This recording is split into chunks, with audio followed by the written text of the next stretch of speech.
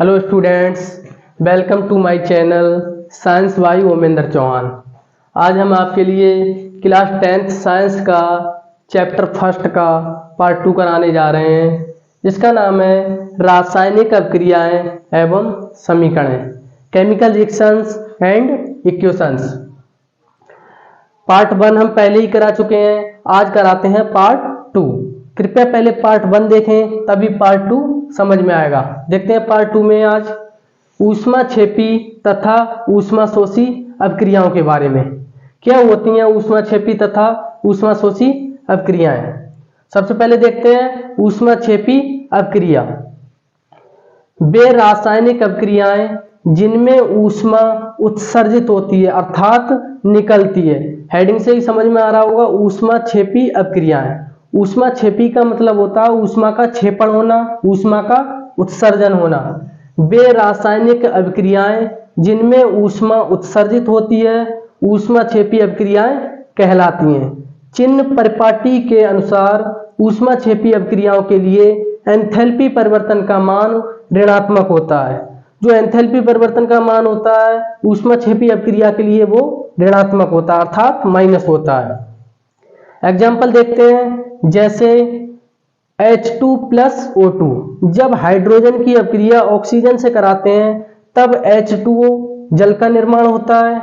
इसके लिए एंथैल्पी परिवर्तन का मान -572.4 किलोजूल होता है। एंथैल्पी परिवर्तन के लिए हम ΔH से प्रदर्शित करते हैं, इसलिए ΔH का मान -572.4 किलोजूल है। एंथैल्पी परिवर्तन का मान ऋणात्मक लेते हैं, इस वजह से यहाँ जो चिन्ह है वो माइनस लिया गया है। आगे देखते हैं ऊष्माशोषी अभिक्रियाओं के बारे में। परिभाषा देखते हैं, वे रासायनिक अभिक्रियाएं जिनमें ऊष्मा अवशोषित होती है। हेडिंग से ही समझ में आ रहा होगा, ऊष्माशोषी। ऊष्माशोषी का मतलब होता है ऊष्मा का शोषण होना, ऊष्मा को सोखना, ऊष्मा का अवशोषण करना। ऊष्माशोषी अभिक्रियाएं कहलाती हैं। चिन्ह परिपाटी के अनुसार ऊष्माशोषी अभिक्रियाओं के लिए एंथैल्पी परिवर्तन का मान धनात्मक होता है। ऊष्माक्षेपी अभिक्रियाओं के लिए एंथैल्पी परिवर्तन का मान ऋणात्मक होता था। ऊष्माशोषी अभिक्रियाओं के लिए एंथैल्पी परिवर्तन का मान धनात्मक होता है। एग्जाम्पल देखते हैं, जैसे कार्बन की अभिक्रिया जब जल से कराते हैं तब CO कार्बन मोनोऑक्साइड तथा हाइड्रोजन का निर्माण होता है। इसके लिए एंथैल्पी परिवर्तन का मान प्लस में लेते हैं, ΔH बराबर +131.4 किलोजूल होता है। आगे देखते हैं ऑक्सीकरण तथा अपचयन अभिक्रियाओं के बारे में। क्या होती हैं ऑक्सीकरण तथा अपचयन अभिक्रियाएं? सबसे पहले बात करते हैं ऑक्सीकरण अभिक्रिया के बारे में।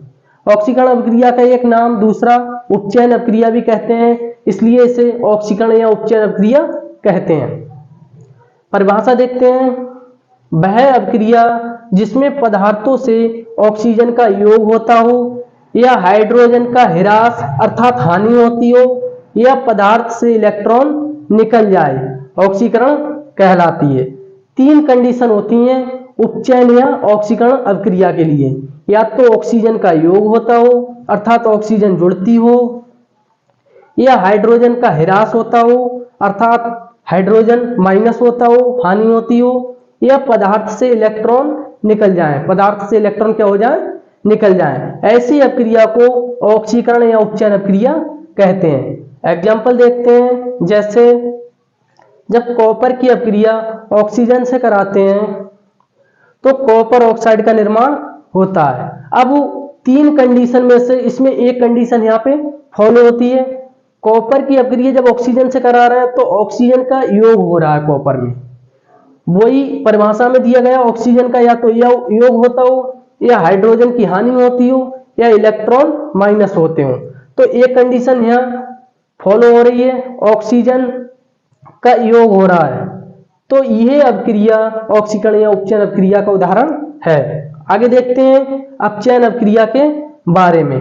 वह अभिक्रिया जिनमें ऑक्सीजन का ह्रास अर्थात हानि होती हो या हाइड्रोजन का योग होता हो या पदार्थ को इलेक्ट्रॉन प्राप्त हो जाए अर्थात प्लस हो जाए, अपचयन कहलाती है। जस्ट ऑक्सीकरण या उपचयन अभिक्रिया का उल्टा है अपचयन अभिक्रिया। उसमें ऑक्सीजन का योग होता है तो इसमें ऑक्सीजन का ह्रास हानि होती है।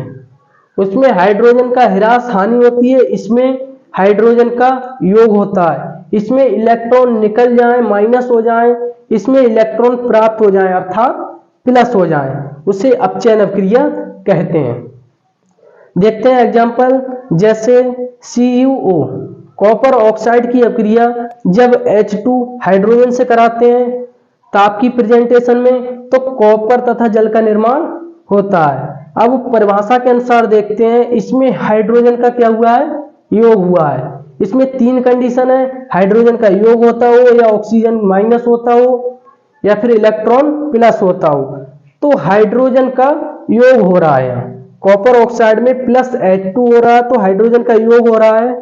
ऐसी समीकरण को अपचयन अभिक्रिया कहते हैं। ये अपचयन अभिक्रिया का उदाहरण है। अब हम बात करते हैं ऑक्सीकारक तथा अपचायक के बारे में। ऑक्सीकरण अपचयन अभिक्रिया हमने पीछे पढ़ ली है।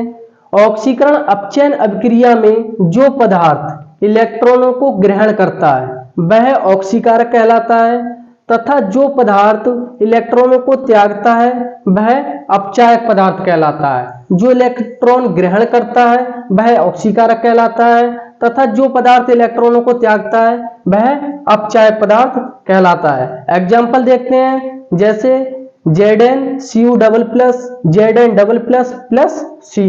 इसमें हम देखते हैं ऑक्सीकारक क्या होगा, अपचायक क्या होगा। सबसे पहले बात करते हैं Zn पर यहाँ पर जो आवेश हैं वो एक भी नहीं है। अब इसमें 2 आवेशों की क्या हो रही है, वृद्धि हो रही है। तो इसका मतलब है जब आवेशों की वृद्धि होती है तो वहां ऑक्सीकरण होता है। क्या होता है, ऑक्सीकरण। देखते हैं कैसे ऑक्सीकरण होता है। यह ऑक्सीकरण होता है।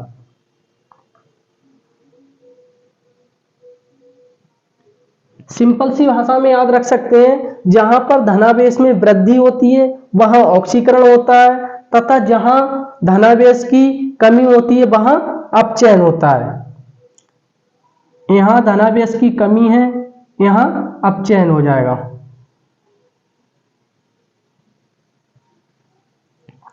अब देखते हैं ऑक्सीकरण अपचयन, लेकिन यहां पर हमें ऑक्सीकारक तथा अपचायक के बारे में बताना है। ये जस्ट इसके उल्टा होता है। ऑक्सीकरण को हम अपचायक बोलते हैं, अपचयन को ऑक्सीकारक बोलते हैं। तो यहां पर Zn जो होगा वो हो जाएगा अपचायक, Zn अपचायक हो जाएगा यहां। और Cu++ जो होगा वो ऑक्सीकारक हो जाएगा।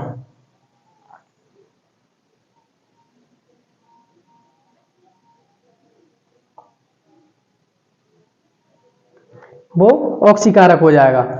अभी हमने पीछे परिभाषा में देखा, जो पदार्थ इलेक्ट्रॉनों को ग्रहण करता है वह ऑक्सीकारक कहलाता है। अब देखते हैं ऑक्सीकारक Cu++ है, ये इलेक्ट्रॉनों को क्या करता है, ग्रहण करता है। इलेक्ट्रॉनों को ग्रहण कैसे करता है, जो कॉपर है वो 2 इलेक्ट्रॉनों को क्या करता है, ग्रहण करता है। जब 2 इलेक्ट्रॉनों को ग्रहण करता है तो ये 2 इस पे कर्ज हो जाता है, इस वजह से इसके 2 आवेश ये हटके कॉपर सिंपल हो जाता है। इस वजह से इसे हम ऑक्सीकारक बोलते हैं। अब देखते हैं, जो पदार्थ इलेक्ट्रॉनों को त्यागता है, जो पदार्थ क्या करता है, इलेक्ट्रॉनों को त्यागता है वह अपचायक कहलाता है। Zn है, ये 2 इलेक्ट्रॉनों को क्या करेगा, त्यागेगा। Zn जो है वो माइनस करेगा 2 इलेक्ट्रॉन। जब माइनस करेगा 2 इलेक्ट्रॉन, जब जितने इलेक्ट्रॉन माइनस करेगा उतने धनावेश की क्या होती है, वृद्धि होती है। जब इसने -2 करे इलेक्ट्रॉन तो इस पे 2 चार्ज क्या हो गया, प्लस का आ गया। इस वजह से इसे हम अपचायक कहते हैं। तो Zn है अपचायक हो जाएगा, Cu++ ऑक्सीकारक हो जाएगा। अब देखते हैं नेक्स्ट, ऑक्सीकरण अपचयन अभिक्रिया या रेडॉक्स अभिक्रिया।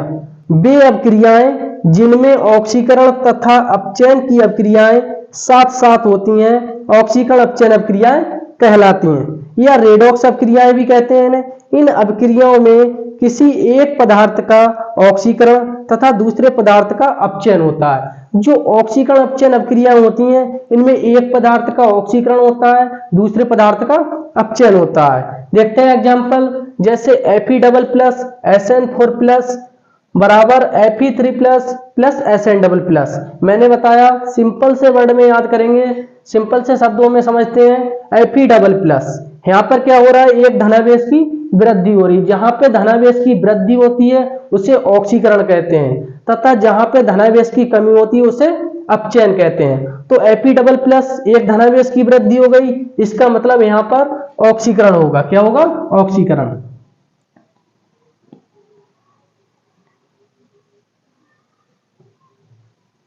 यहां ऑक्सीकरण होगा। SN4+ 4+4 धनावेश से धनावेश 2 रह गए, 2 धनावेश की कमी हो गई। जहां पर कमी होती है उसे अपचयन बोलते हैं। उसे क्या बोलते हैं, अपचयन। यह अपचयन की कंडीशन हो जाएगी।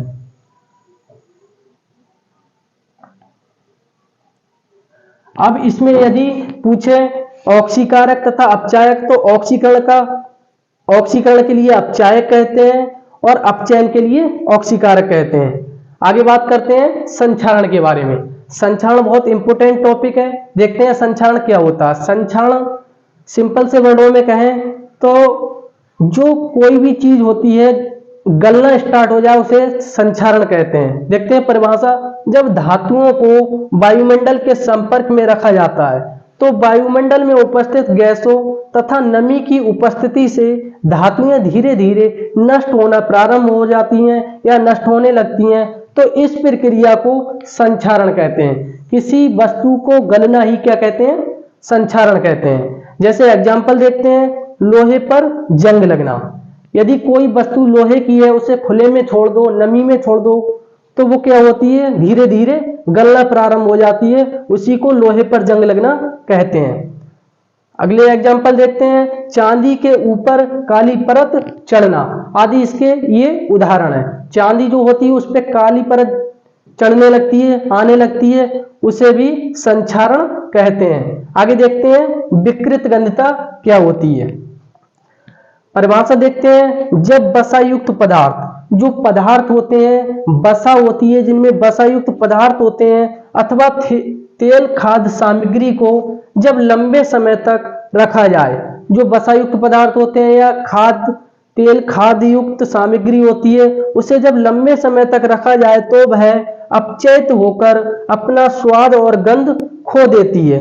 क्या करती है, ज्यादा समय तक रखे रहने के कारण वो अपना स्वाद भी खो देती है और अपनी गंध भी खो देती है और विकृत गंधी हो जाती है। इसको विकृत गंधता कहते हैं, यह विकृत गंधता कहलाती है। एग्जाम्पल देखते हैं, जैसे आलू की चिप्स की थैलियों में नाइट्रोजन प्रवाहित करके इन्हें अपचयित होने से बचाया जा सकता है। ये रहा आज का टॉपिक पार्ट 2। मैंने चैप्टर फर्स्ट फिनिश करवा दिया पार्ट 1 पार्ट 2 में। यदि किसी बच्चे के लिए नोट्स चाहिए तो मैं नोट्स भी प्रोवाइड कराऊंगा। लिखा है सभी चैप्टर के विज्ञान के शानदार नोट्स उपलब्ध हैं। यदि कक्षा 10 व कक्षा 12 के किसी भी स्टूडेंट्स के लिए नोट्स चाहिए तो वो मेरे कमेंट में अपना नंबर सेंड कर सकता है, मैं उससे नोट्स भी प्रोवाइड कराऊंगा। यदि मेरी वीडियो अच्छी लगी हो तो कृपया मेरे चैनल को सब्सक्राइब करें, वीडियो को लाइक एंड शेयर करें। Thank you students.